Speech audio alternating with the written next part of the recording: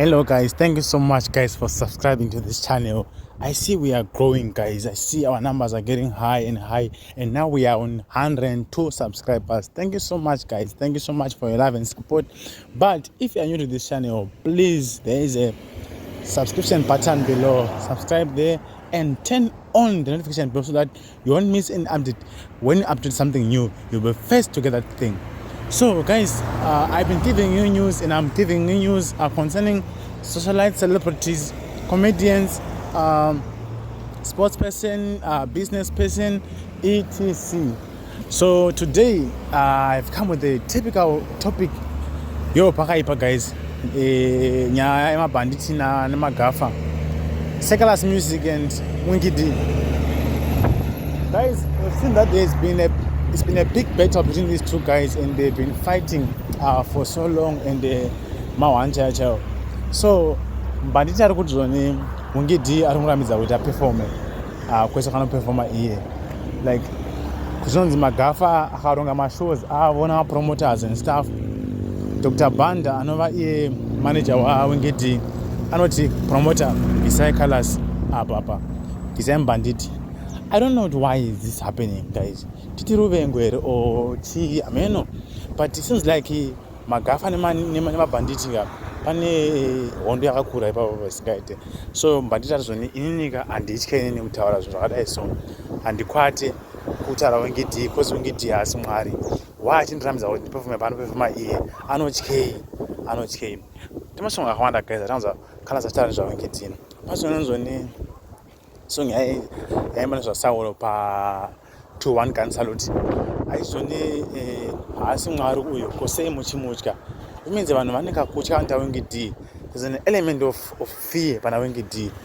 Titakaromba here, but Banditi andaizi antara achizvoni Winky D akaromba nomataurira Secular's Music kuti Colors ane mushonga Secular's Music nemhaka yasingaitira vamwe vaimbi rudo. Why asina love nevamwe vaimbi? Hana kubaya kurufu kwa Jalavu nemhaka yei, iye ariye mukuru wemangoma, and Jalavu akatombopa Winky D collaboration a big song, but kurufu kwa Jalavu hana kubatika Winky D. Why asina kubatika mashows kunamuka tu Jalavu nemhaka yei? Chiitika mukomana akaromba mukomana yanda nakuromba mukomana. And why is it magafa anomirira munhu waasingatauri naye, and vanhu vacho unokuti havamuoni Winky D pese pese, but vanomirira kuti aizifu. Saka Winky D ane power yekuti anokontrola vanhu vasingaoni, vanhu vasingamuoni. Simba rake rimborei Winky D wacho, and why vanhu vachimutya kumutuka vanzwa kutuka Winky D unopera? Anyokosha chii? Haasi munhu here Winky D guys. So Banditi angazvoni aiwa isati angatyisidzire nevanhu guys. Zvina vedu music ndeye munhu wese music, and Mwari akapa matalents tese matalents, asi why vachindivharira panze? Why asi magafa? Why mutari mubanditi Secular's Music? Why muchimvharira panze mukomana uyu? Saka please, ndarabhanda adresai nyaya yezvakanaka nyaya iyi. Imi nemagafa muite chinhu chimwe chete, because music chinhu chimwe chete. Music is one. Music inosanganisa vanhu vese, asi ona music yapatsanira vanhu music inenge yaipa guys, and zvimaplan izvozvo ndizvo zvokuuraya music. So dai zvaibvira Winky D apa adresa mafans ake kuti guys siyai hondo nevamwe vanhu, let the music talk. Even Winky D tanga madezi ake industry akapinda achidhisa vanhu vakawanda, apinda achidhisa vana Daddy D, vana Badman, vana Potato, aitoita zvemadhisi mukomana, but haazosiyako nekukura maiziya. Saka navo vana Colors vakutuka Winky D vana Colors ndo vari kunzi vaipa. Aiwa, ngatingovaifeya guys amanda. Uyu ngaudza mafans ake kuti amafans musapinda nemoyo because music kufara maiziya, entertainment.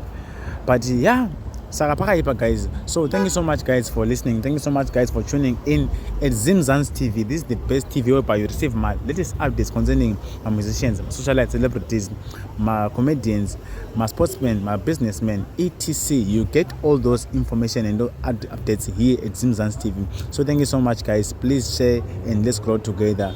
One love. Zimzan's TV loves you.